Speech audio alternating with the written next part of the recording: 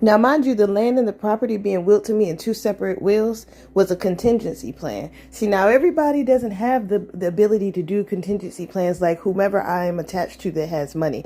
These people have had money over lifetimes. So they had contingency plans put in place that money couldn't shake. You know what I'm saying? Other money couldn't outdo those contingency plans. You can't come in with money and threaten people and blackmail people and so on and so such, and that money move shit. Because this is old money. These people been on the payroll since the dawn of time.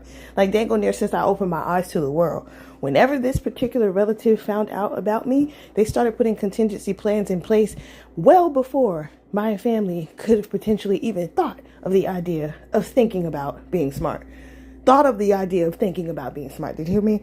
So that's one. But the contingency plan that the other family members did, I'm hearing something to the liking of a poor man's copyright.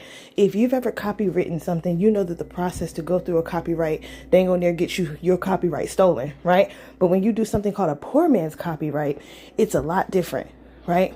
And it puts things in place that shows that in publications and long-term use of this idea, name, brand, whatever, long before you ever came and marketed it. Okay.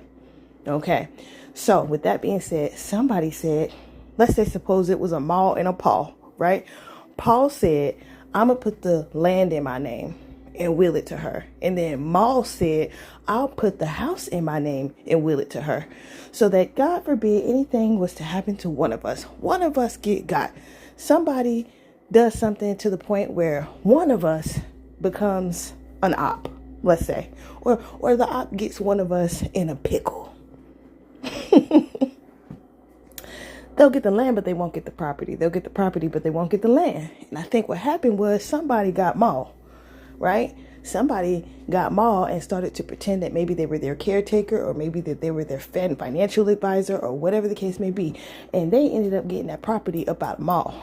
They never expected that the property would be complete, that the land would be completely separate.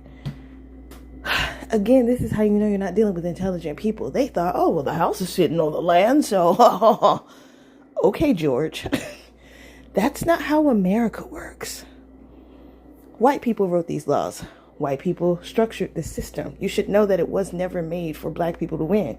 So they let your black ass buy property on their white ass land, and therefore when they come and take the land, they get to take your house for pennies on the dollar. And that's what these niggas thought they were going to do to me. But they cannot do that because I own the fucking land and everything under it.